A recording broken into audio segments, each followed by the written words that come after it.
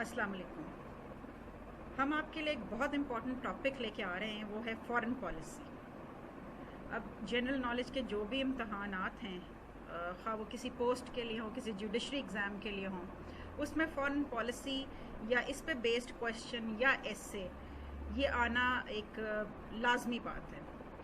تو آج ہم بات کریں گے کہ فارن پالیسی ہوتی کیا ہے، پاکستان کی فارن پالیسی کے گائیڈنگ پرنسپلز کیا ہیں، اور پھر ہم اس سیریز کے اینڈ میں پاکستان کی دوسری جو امپورٹنٹ اسٹیٹس ہیں ان کے ساتھ ریلیشنز کیا ہیں، اور کرنٹ جو گورنمنٹ ہے اس کی فارن پالیسی اس وقت کیا چل رہی ہے.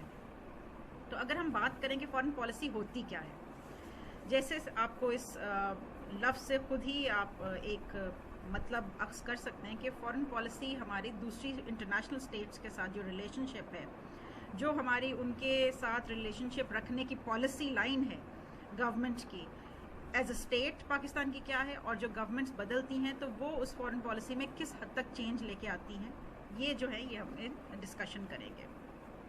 اگر ہم بات کریں کہ فارن پالیسی پاکستان کی جب انسیپشن ہوئی تو اس وقت کیا تھی، تو قائد اعظم محمد علی جناح جو ہمارے قائد پاکستان، بانی پاکستان، انہوں نے فارن پالیسی کی ہماری بنیاد رکھی. یو ایس اے کے ساتھ انہوں نے ایک ٹاک کی 1948 میں، جس میں انہوں نے فارن پالیسی آف پاکستان کے گائیڈنگ پرنسپلز کے بارے میں ایک بڑی امپورٹنٹ اسٹیٹمنٹ دی. اس اسٹیٹمنٹ کے تحت پاکستان کا جو ویژن تھا ایز اے اسٹیٹ کہ فارن انٹرنیشنل جو ہماری پالیسی ہوگی کیا ہوگی، وہ تھی نان ایگریشن، وہ تھی maintaining friendly relationship with other countries and strengthening bond with the Muslim countries. اسی کو آگے لے کے ہمارا جو کانسٹیٹیوشن ہے اس کے پریمبل میں بھی یہی بات ری اننسیٹ کی گئی، دوبارہ اس بات کو سٹریس کیا گیا ہمارے پریمبل میں، اور article 40 of constitution of Pakistan بھی اسی طرف اشارہ کرتا ہے اور اسی بات کو دوبارہ سے ری انفورس کرتا ہے. اگر ہم بات کریں کہ گائیڈنگ پرنسپلز ہماری کیا ہیں، تو اس میں ہماری foreign policy ministry of foreign affairs پہ جو ہمیں بتایا گیا ہے کہ ہمارے کیا گائیڈنگ پرنسپلز ہیں، اس کے اندر بھی ہم یہی بات دیکھتے ہیں: promotion of Pakistan as a dynamic, progressive, moderate and democratic Islamic country. تو ہماری جو پہلی فارن پالیسی کی جو گائیڈنگ پرنسپل ہے وہ یہی ہے کہ پاکستان کو as a moderate Muslim state جو ہے پروموٹ کیا جائے، اس کے ریلیشنز کو ورلڈ اوور. سیکنڈ جو گائیڈنگ پرنسپل ہمارا ہے وہ ہے developing friendly relation with all countries of the world, specially major powers and immediate neighbours. یعنی جو ہمارے نیبرنگ اسٹیٹس ہیں ان کے ساتھ، اور جو میجر ورلڈ پاورز ہیں اس وقت، ان کے ساتھ ہم نے ایک فرینڈلی ریلیشن مینٹین کرنا ہے. یہ ہماری فارن پالیسی کا گائیڈنگ پرنسپل ہے.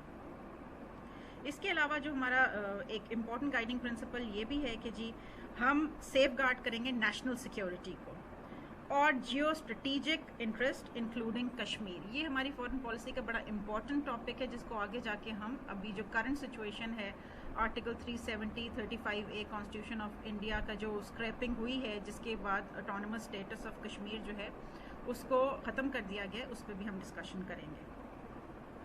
اس کے بعد جی ہمارا جو ایک اور امپورٹنٹ پرنسپل ہے وہ ہے consolidating our commercial and economic cooperation with international community. یعنی جو ہماری اکنامک اور جو ہماری کمرشل ایکٹیویٹی ہے اس کو ریگولیٹ کرنے کے لیے بھی ہم اپنی فارن پالیسی میں کچھ پرنسپلز جو ہیں ان کو شامل کریں گے.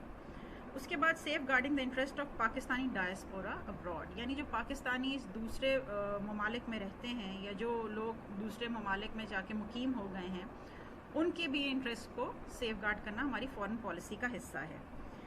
ایک اور جو امپورٹنٹ پرنسپل ہے وہ ہے ensuring optimal utilisation of national resources of regional and international cooperation. یعنی جو ہماری نیشنل ریسورسز ہیں ان کو انٹرنیشنل کوآپریشن کے لیے اور ریجنل کوآپریشن کے لیے اچھی طرح سے یوٹیلائز کیا جائے گا. تو یہ ہمارے گائیڈنگ پرنسپلز ہیں، جو کہ آپ کو جیسے بتایا کہ شروع میں ہی قائد اعظم محمد علی جناح نے جس وقت ہماری انڈیپینڈنس ہوئی اس وقت ان پرنسپلز کی بیس لائن رکھ دی گئی تھی. Thank you so much.